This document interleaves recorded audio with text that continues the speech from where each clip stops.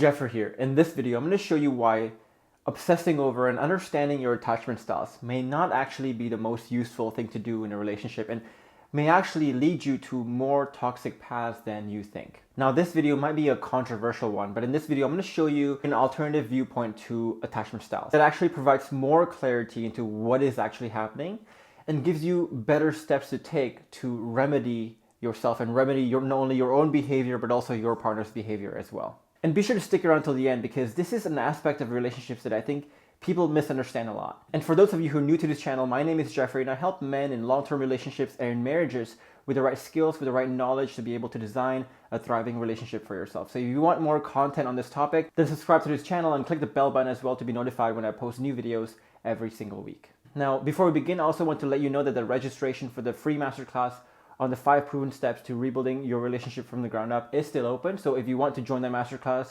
be sure to stick around till the very end of this video for the announcement on how you can join that. So if you're watching this video, you will know the 4 different attachment styles. There's a secure, anxious, then you can combine the 2, which is anxious avoidant or avoidant fearful. So what most people do here is they're obsessed with simply just discovering what their own attachment style is. They're obsessed with finding out if they're secure, anxious avoidant, avoidant fearful, and so on. And they're also obsessed about finding out what their partner's attachment style is as well. Now, the problem lies is not only just understanding what your attachment style is, but what people often do with it. So people often do with it in 2 ways. So one is they use this to label their partner's character. So basically they're looking at their relationship breaking down right now and understanding their partner's attachment style really gives them security because now they can finally explain, this relationship is breaking down, this can't work out because my partner is anxious avoidant.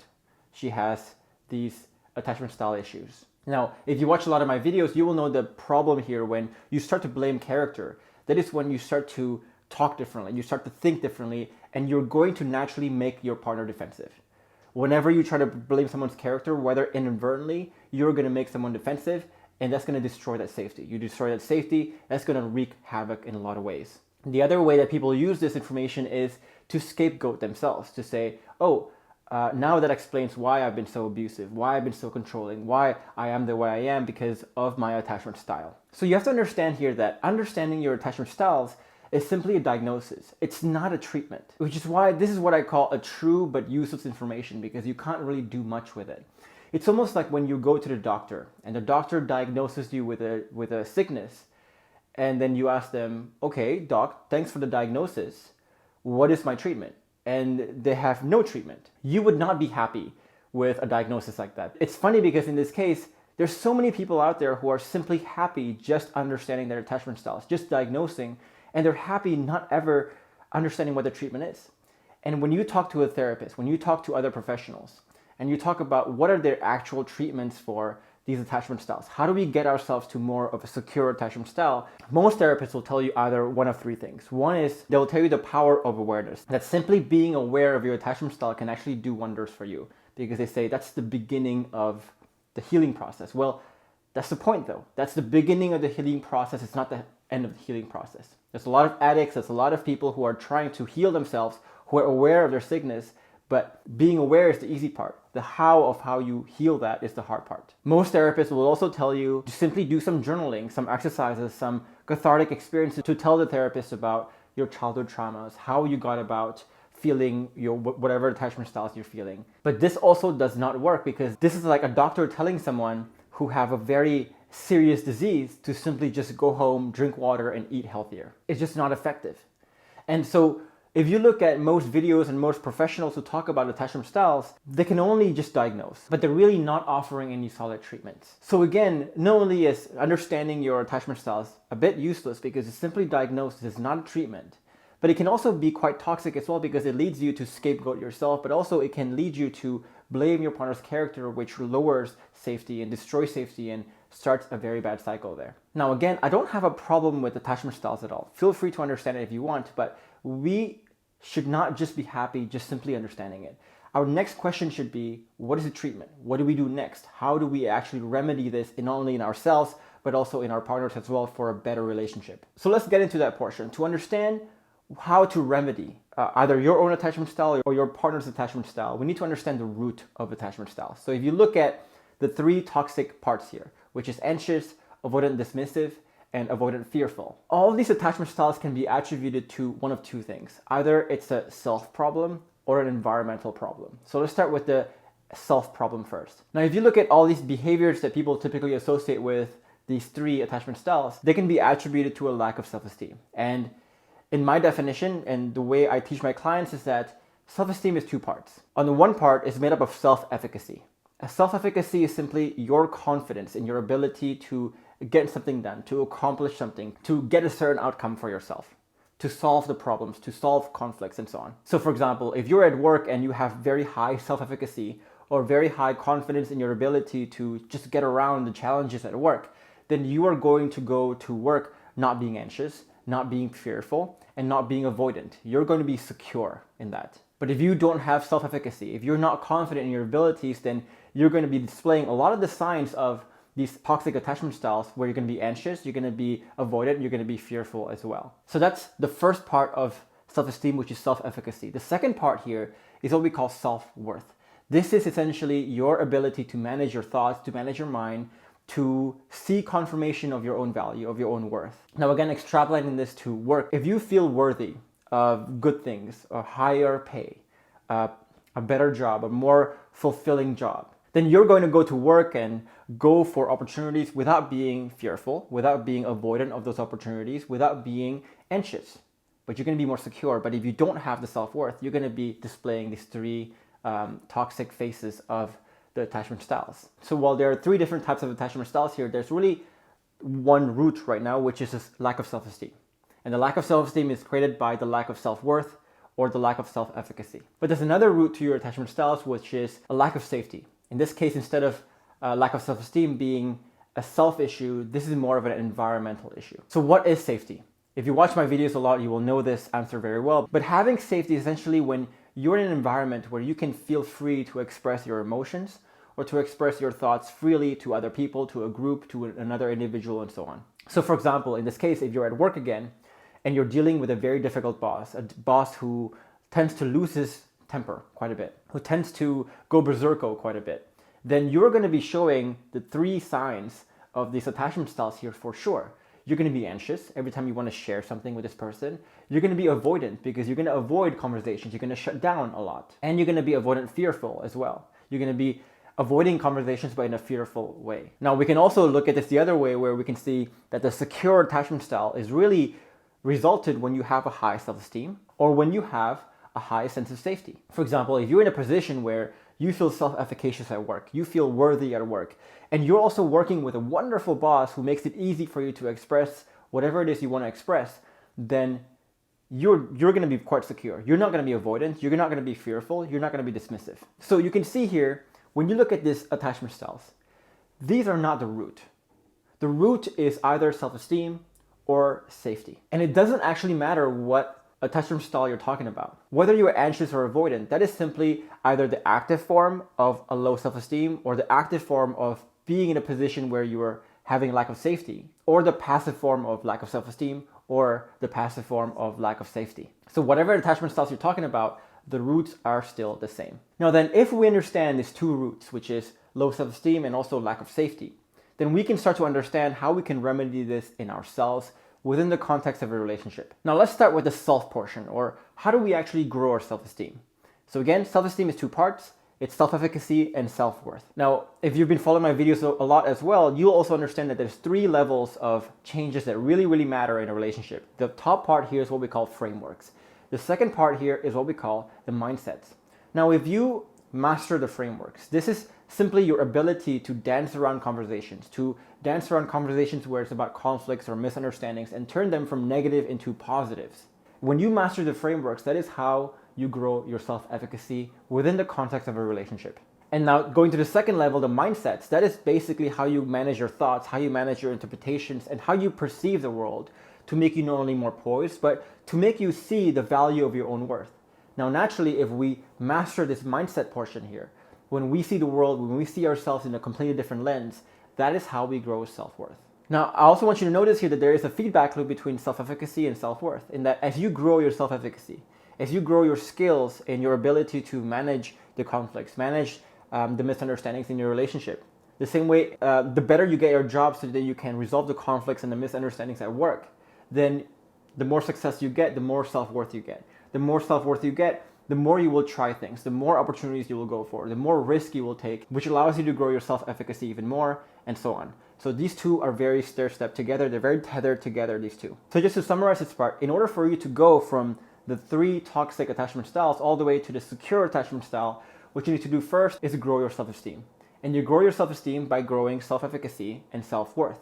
And you grow your self-efficacy by really mastering the frameworks that it takes to be successful at relationships, and you master your self-worth by really understanding how to manage your mind, becoming bulletproof, and mastering this mindset bucket as well. So that's the first piece of how you solve it in yourself. The second piece is you have to understand how to change your environment, which is you need to understand how to create safety. But notice here that as your understanding of the frameworks, the first 2 buckets here, of the frameworks and the mindsets grow, then you will not only grow your self-esteem, but you will naturally also understand how the frameworks and the mindsets needed to grow that culture of safety in the relationship. So what you need to see here is that there's a direct way of creating safety, which is that you grow your self-esteem. And as you grow your self-esteem, you will get to a point where you no longer need that safety, because safety is really built internally based on your own self-worth and based on your own self-efficacy. Now, you might still want safety in a relationship, but you don't need it. And those two are 2 very different things and very important difference there. But I also want you to see that there's an indirect way of creating safety here. So if you look at the mechanics of how safety gets destroyed in a relationship typically, it's that you're not bulletproof, you don't feel worthy, you don't feel self-efficacious, you don't understand the frameworks. And so whenever there's a conflict or a misunderstanding, you tend to react badly. And often you react badly without being conscious of it. When you react badly, when you destroy safety for your partner will get defensive, which creates more conflicts, more misunderstandings, which causes you to misunderstand and lose your emotions even more. This cycle keeps going on. There's a feedback loop here. Now, when you understand the frameworks and when you understand the mindsets, then you can start to create that safety and source that safety from within. And you are in a position now to break that cycle, where there could be a conflict or misunderstanding on your partner's side, but you're going to take it well. You use the frameworks to turn that negative into a positive, which makes your partner calmer, feel more safe, which makes it easier for you to feel more safe. And before you know it, you creating safety for your partner creates safety for yourself as well. So back to the question of, if you find that you have this, one of the 3 toxic attachment style, what do? How do you remedy it? You remedy it by really taking the steps to grow your self-esteem or to grow your self-efficacy and self-worth, and understand the steps on how to create that culture of safety in that relationship. You do these 2 things, you're going to naturally move towards a secure attachment style. Now then, let's talk about this from your partner's point of view. If we find that your partner is having one of the 3 toxic attachment styles, how do we actually remedy that? Well, the same thing. Once we understand the 2 root causes here, we also understand the 2 root solutions. So one again is you must be able to create that safety for your partner, or you have to be able to change the environment of the relationship. So again, you have to master the frameworks. This is about learning how to start conversations, and especially the difficult conversations that involve really difficult conflicts and really difficult misunderstandings. This is about, once those conversations are brought up either by you or your partner, you're able to dance around that conversation and turn it from a negative into a positive. These frameworks should also allow you to deal with your partner's resistances, whether that's her shutting down, whether that's her gaslighting you, being angry at you, being intensely emotional at you. You need to be able to take the negatives that your partner is having and turn it into positive, because again, you understand the frameworks and you understand the mindsets. And this is actually the same thing at work. And what determines great leaders versus not great leaders is that they can take panic and chaos from their employees, from the situation, and they can stay calm, they can inspire calmness, they can inspire poise, and they can inspire solutions-orientedness, and they can inspire win-win despite those chaos. So I get a lot of people saying, for example, well, if my partner is being really toxic with me right now, why should I be the one who is poised, who is calm? And why should I be the one who's turning the negative into a positive? Well, that depends. If you want to be a follower, then go ahead. You can be a follower, but you'll stay stuck in your negative cycle forever. But if you want to take the effort and the responsibility to become a leader, that is simply what leaders do. Leaders take the chaos, they take the confusion, they take difficulties, and they inspire poise, calm, and solutions. Now, not only do you need to master the frameworks, you also need to master the mindset. And when you have the bulletproof mindset, that not only allows you to play out the frameworks more often, because your poise and your calmness is required for you to, for example, listen better. But having a bulletproof mindset is also important because You need to be bulletproof if you ever want to create safety. It's impossible for someone to feel safe with someone who cracks under pressure. In order for you to create safety with your partner and to create a culture of safety and be the leader of that, you have to be able to become bulletproof. So that's the first piece. We have to be able to master the frameworks and the mindsets so that we know how to create safety in that relationship. Now, once we are able to master the frameworks and the mindsets ourselves, then we are in a position now where we can coach our partner to understand how to gain your self-esteem. Because the natural part of this is that when you master the frameworks and the mindsets, you also grow your self-esteem. So once you have taken the journey of growing your self-esteem, now you're in a better position to actually understand how to coach someone from a position of low self-esteem to a position of high self-esteem as well. And this is also when the frameworks that you learn should also help you coach your partner to understanding how to grow their self-esteem, no matter how difficult that may seem right now. And if you don't know how these frameworks can help you coach your partner, then I want you to go to 3 resources that I've given you here. One is the guide I'll send you at the end of this video. And this guide will show you the 5 steps of how you can start to dig deeper in conversations and how to really understand your partner on a deeper level. The second video I want you to watch is a video about what I call the hypothesis antithesis framework. And this framework is what all my clients use and what they learn in the program to understand how to resolve conflicts artfully and how to take difficult conflicts and find an emotional win-win. And the third video I want you to watch is the importance of making emotional appeals, making emotional win-wins and not logical win-wins. When you can do all these 3 things, then you can really start to understand how to coach your partner to start doing better, to start considering different alternatives to actions and thoughts, and slowly show them how to grow their self-esteem as well. Now, to end this video, I want to remind us again, you don't actually need to spend a single second thinking about your attachment styles. So let's picture like this. You have your attachment styles in the middle here. And so if you ask yourself, what is the root of the attachment styles? You say, okay, it's either self-esteem or the lack of safety. And now because the roots are either of those 2 things, we can also start to find the solutions to those roots, which is either create safety or generate your self-esteem in yourself or help your partner do so. And in order to create safety, in order to grow self-esteem, we simply need to master the frameworks, the mindsets, and really master them to such a deep level that it forms on the identity level, which is the 3rd layer here. Now, if we look at this picture, we can take out this whole section of attachment styles and we would change no part of that equation whatsoever. Nothing changes. So this should show you how true but useless learning about your attachment style really is. In fact, if we see it without the attachment styles portion, this journey becomes a lot simpler. If you want to be successful in a relationship, if you want to have a thriving relationship, if you want to save your relationship, you need to understand the frameworks and the mindsets and understand them at such a deep level that it influences you on that identity level. And that's all that matters. And this is exactly why, if you have joined my masterclass, if you have watched a lot of my videos, this is exactly why these 3 layers of changes are the most important 3 layers when you're trying to save your relationship.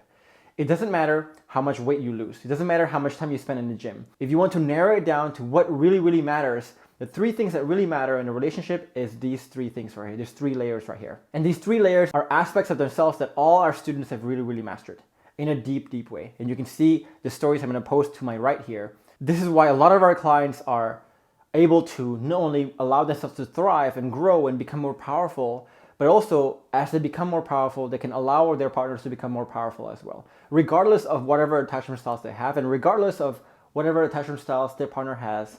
We never even mention the word attachment style in a relationship, but people are getting over it. People are going towards that secure attachment style and creating a thriving relationship for themselves. So if you want to learn more about the process, the 3 layers of changes that all my students have gone through, then I want you to join me in my masterclass on the 5 proven steps to rebuilding your relationship from the ground up. And again, this masterclass is free, and in that masterclass, you will learn the exact process that all my students have used to create a thriving relationship for themselves. And so if you want to join the masterclass, click the link above my head, also down in the comments below, or in the description box below this video as well. And if you want to download the guide that I was telling you about earlier in this video, then you can also click the link above my head right now, or also down in the comments below this video as well. And finally, if you want to join a community where you can post your questions and get some advice from myself or other members of the community, then I want you to join me in my free Facebook group down below this video. In the meantime, do leave a comment below with your thoughts or with your questions about this video. I would love to hear from you. And if you found this video to be eye-opening and useful for you, then give it a like. It really helps the channel out. and subscribe to this channel for more content like this one. In the meantime, I will leave you with these 2 other videos here with more skills, with more knowledge on how you can create a thriving relationship for yourself. For now, I'll see you in the next video.